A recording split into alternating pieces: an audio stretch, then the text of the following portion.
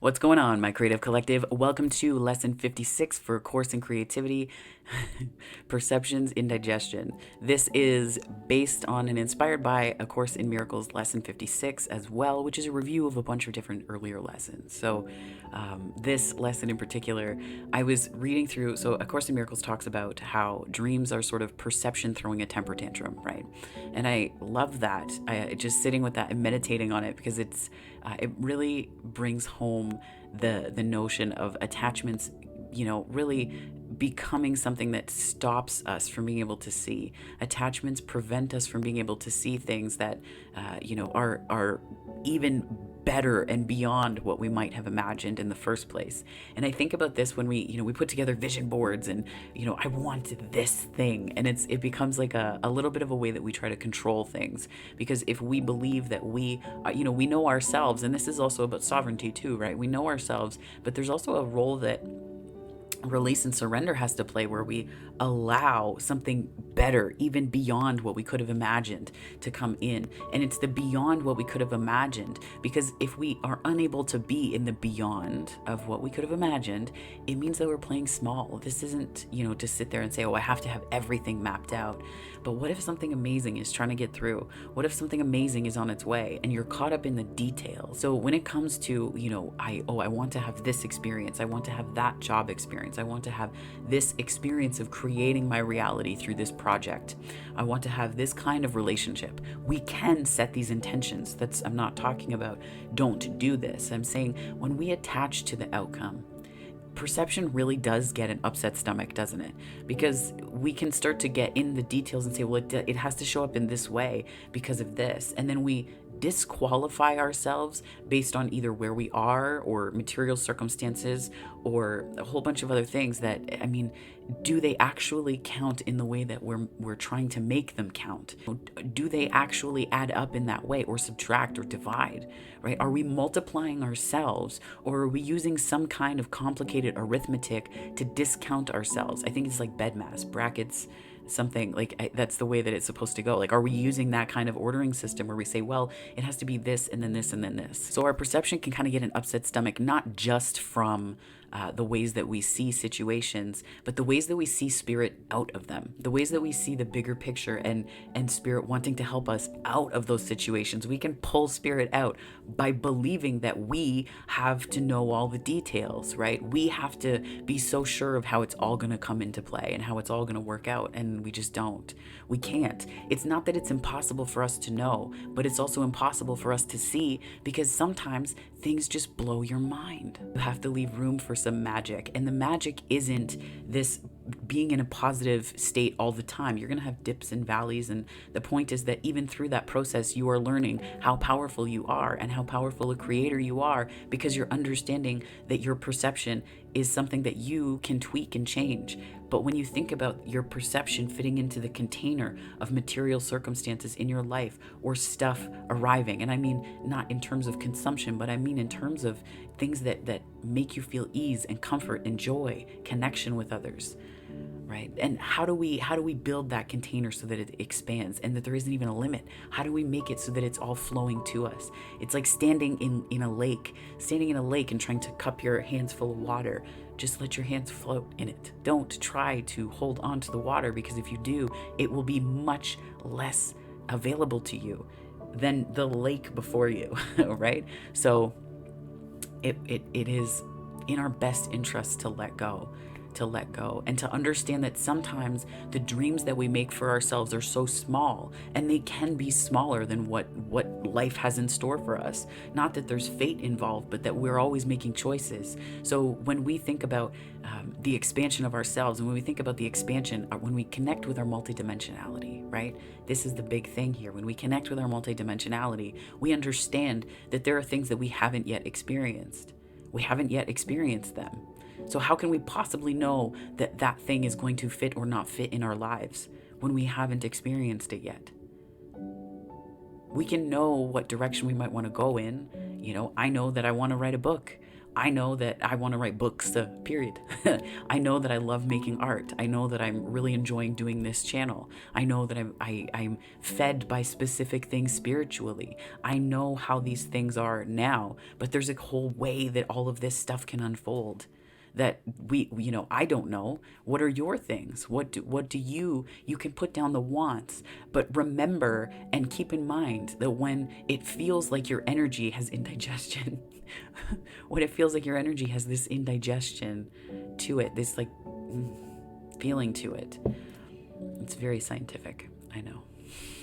But when it has this feeling to it, are you seeing that as an opportunity to sit back and then expand and allow in more and to say, my dreams they're throwing a temper tantrum right now. How am I calling that myself back to me, right? How am I calling myself back to me? Because we can lose ourselves in the details. We can go off and feel like, nope, I got to figure all this out, when in fact you don't. You can't. We have so little information about how amazing it could be, because I feel like if we knew, I feel like all of the meaning that we've made of our lives and some of the structures that we've made could not coexist. It would be brilliant to watch, and I feel like it's just this punchline that's like quietly existing somewhere in the ethers. But like that you pass away, and it's just you realize that none of it mattered anyway, and that your joy was the most important thing. What a punchline, right? What a punchline. When we think about seeing differently, when we say that we're willing to see things differently, think about the inciting incident and then use that as your compass, right? Use that as your compass. Abraham Hicks and others, Abraham Hicks and Danielle Laporte talked about this in terms of the desire map, and Abraham Hicks' teachings talk about this broadly speaking. David Hawkins, I think that's the one.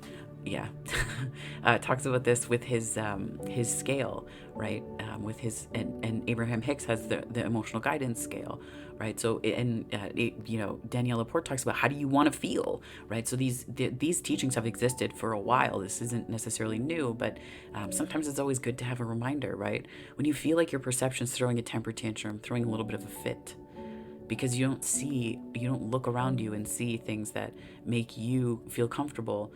It's because your perception is expanding to accommodate more, but don't see that as the reason to be disconnected. Don't see that as the reason to be disconnected.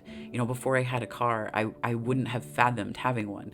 And I've told this story before, but when I got the car that I have now, I was like, I can't believe it. The price was perfect, and I had it on my vision board right down to the, mix between like some leather, some not in the interior. It was bonkers. And there was a detail that I didn't have, which was a sunroof.